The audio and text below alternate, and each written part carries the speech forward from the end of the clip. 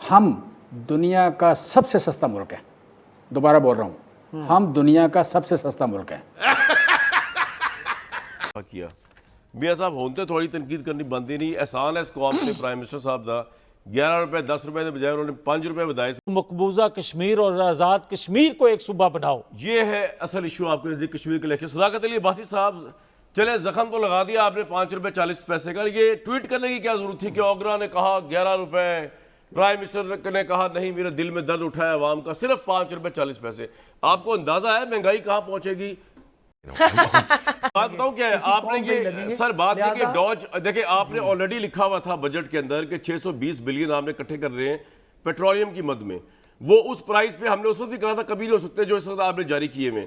आपने पहली प्लानिंग की हुई थी कि हमने बढ़ाना है और 620 बिलियन आपने इकट्ठे कर दें, तो आपकी नीयत में भी शक है इंटरनेशनल कम्युनिटी के सामने। ठीक है भाई साहब, इमरान खान साहब तो कह रहे थे वो जीतेगा तो कश्मीर का मसला हल हो जाएगा। इमरान खान साहब की बात ना किया करें मोदी के हवाले से। भट्टी साहब, इमरान खान ने उसको नाजी और उसको जी सर मुझे पता है, वो तो आपने कहा है। इमरान खान ने इंटरनेशनल फोरम पे ना इसको बदनाम किया है मोदी को। चले बदनाम करना कोई अच्छी बात नहीं, पूरी कैंपेन चलाई है। आज वो कैंपेन डिफ्यूज हो रही है क्योंकि ये उसकी बजाय। साहब ये क्या गलत है कहना कि हुकूमत की नीयत पहले ही ठीक नहीं थी? जब बजट में उन्होंने पहले ही सोच लिया, इनको कोई वही तो नहीं आई थी ना, इन्हें गैब का इल्म है कि 612 बिलियन तो भाई हम आवाम से इकट्ठे करेंगे पेट्रोलियम की मद में। और आज आपने देखा पाकिस्तान की तारीख का सबसे हाईएस्ट इस वक्त पेट्रोल हुआ है 118। उनको भी रहने देते हैं। मान लिया इंटरनेशनल मार्केट में प्राइसेस ज़्यादा हैं, मगर ये भी तो माने, सच तो बोलें, कौम को तो बताएं कि अभी आपने 126 से 130 रुपए करना है पेट्रोल। अभी IMF के साथ आपका मुआहदा है कि आपने अभी 126 से 130 रुपए पर ले जाना है पेट्रोल।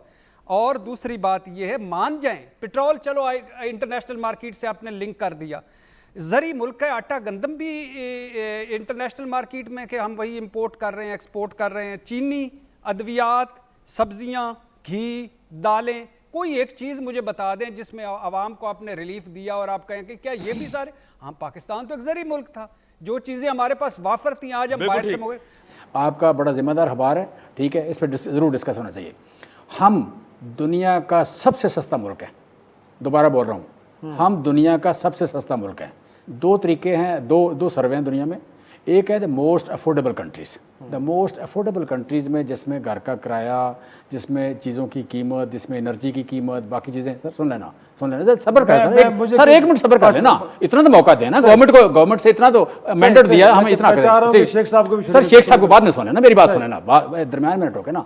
हम कह रहे हैं कि हम दुनिया का सस्ता तरीन मुल्क हैं इस पैरामीटर पे। दूसरी बात, मोस्ट अफोर्डेबल कंट्रीज़ में क्या है कि जिनकी कीमत, जिनकी इनकम और प्लस परचेजिंग पावर, इन दोनों को कम्बिनेशन बनाएं तो दुनिया में सबसे सस्ता मुल्क इंडिया है।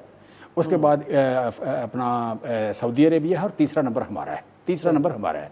और अगर सबसे सस्ते की बात करें तो दुनिया में सबसे सस्ते हम हैं, ठीक है।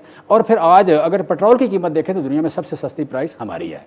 सो आप ये जो ना जी, मतलब आपकी अपनी मजबूरी है कि आपने एक आवाम के जज्बात की तर्जमानी करनी है, करें, हमें कोई इतराज़ नहीं है उस पर। लेकिन हम आप कह लें कि हकीकत को जुटला नहीं सकते, ये सामने लिखी हुई है। मैं चैलेंज करता हूं कि आप दोबारा इस पे जरूर प्रोग्राम करेंगे। शेख साहब भी आ जाएं, आप भी आ जाना, कोई और आप इकोनॉमिस्ट ले आना। ये मेरी बात गलत हो तो जरूर मैं सामने कर रहा हूं कि हम दुनिया का सस्ता तरीन मुल्क हैं। जिसने दिल कर रहा है आगे मेरे से प्रोग्राम बड़ा क्लेम कर दिया, और जो लोगों का वावेला है उसको वो निगेट कर क्या कर दिया। वो कहते हैं कि दुनिया के सस्ते तरीन मुल्कों में से एक पाकिस्तान है।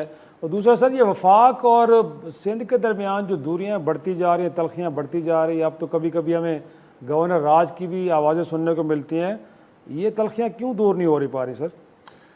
मैं तो जी हैरान हूँ। पता नहीं जमशेद इकबाल चीमा साहब हमारे भाई पता नहीं किस दुनिया में रहते हैं। हमें तो हैरान नहीं, पता नहीं किसने इनको कागज़ पकड़ा दिया, उन्होंने आके पढ़ लिया दुनिया का सस्ता तरीन मुल्क हो गए हम। और मतलब हर चीज़ पे मतलब उन्होंने कहा कि हम मतलब अभी हम इधर लोग बेचारे पता नहीं उनको 2 वक्त की रोटी मिल नहीं रही। वो मतलब आप उनको बिजली महंगी, पेट्रोल महंगा, आटा महंगा, सिंध में बहुत महंगा, चीनी महंगा। अब सुने ना, आप सबर से सुने ना, आप सुने ना, अभी हौसला रखें जब साहब, हौसला रखें, सुने आप।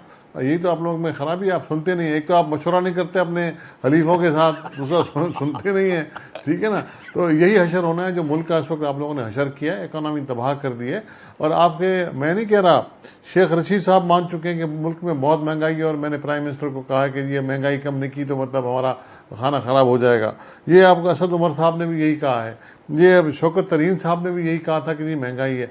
तो मतलब आपके वज़रा जो फाइनेंस मिनिस्टर हैं, जो आपके इंटीरियर मिनिस्टर हैं, जो प्लानिंग मिनिस्टर हैं, वो खुद मानते हैं। तो आप मतलब पता नहीं कहाँ से कागज़ उठा के लेकर आए चीमा साहब। तो मतलब ये पूरे के पूरे दावे जो हैं सिर्फ कहानियाँ हैं, अखबार में और बयानात पर है।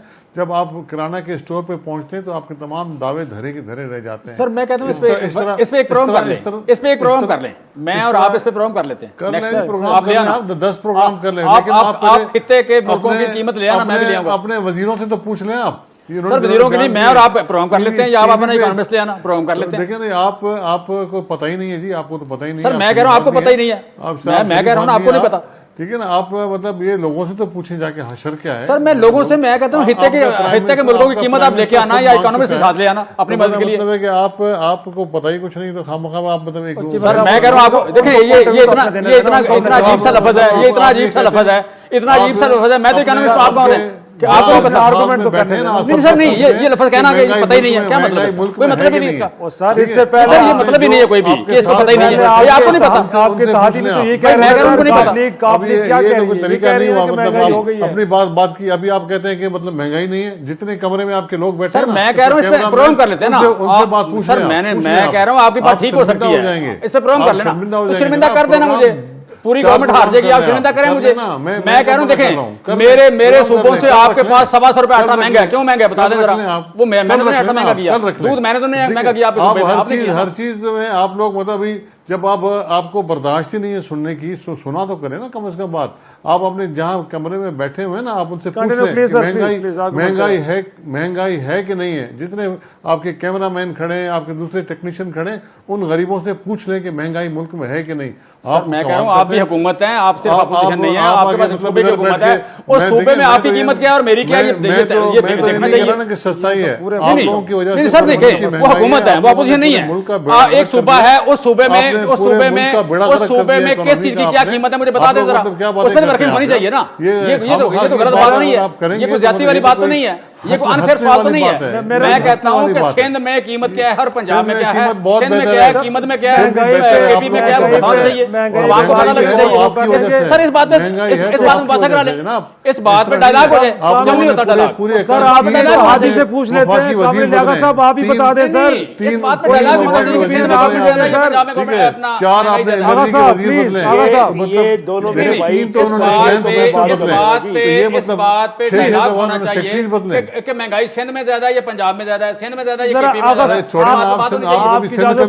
पूछ लेते हैं आप सिंध में आए हैं, आप सर मैं आता हूँ इस्लामाबाद से लाहौर से आप निकले हैं। देखिए मेरी शेख साहब आपकी वजह से महंगाई है पूरे मुल्क में, पूरे मुल्क में। हमारे शो का मिजाज ये नहीं, हम चाह रहे हैं कि थोड़ा सा शेख साहब आपकी इजाजत से हम चाहेंगे कि न्यूट्रल एक ओपिनियन आ जाए। मतलब ये सुनने की ताब नहीं है, जब हकीकत की बात करते हैं तो सुन नहीं सकते, चीखना शुरू कर देते हैं, न मशावरत करते हैं न चीखते हैं। मतलब ये कोई तरीका है ये? मतलब आप आगा साहब आपकी सर न्यूट्रल ओपिनियन चाहिए सर। महंगाई है कि नहीं है, लोग खामखा चीख रहे हैं, ये क्या है सर? कामिल अली आगा साहब बोलते हैं कि महंगाई नहीं है, चलिए ये कामिल मैं आपको बताता हूँ जी, मैं आपको बताता हूँ। गुजारिश ये है कि महंगाई आम आदमी की बर्दाश्त से बाहर हो चुकी है।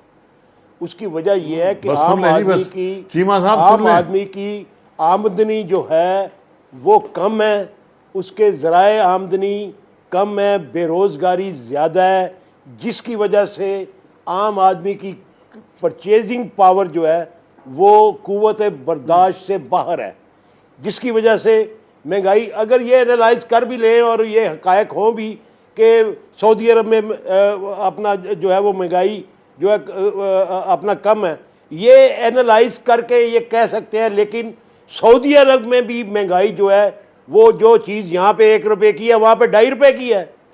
मैं आपको साबित कर सकता हूँ, जो चीज़ यहाँ पे 1 रुपये की है वहाँ पे 3-3 रुपये की भी है, लेकिन उनकी वहाँ तो बर्दाश्त ज़्यादा है, उनके पास आमदनी ज़्यादा है, उनकी परचेजिंग पावर जो है वो ज़्यादा है, उनकी आमदनी ज्यादा होने की वजह से। यहाँ पे एक आदमी जो है दिहाड़ी लेता है 700 रुपया रोज, वहां पे दिहाड़ी जो है वो उसकी बनती है वो कोई 7,000 रुपये रोज। लेकिन अनबसर तो 7,000 रुपये रोज वाले से हमारा क्या मुकाबला है?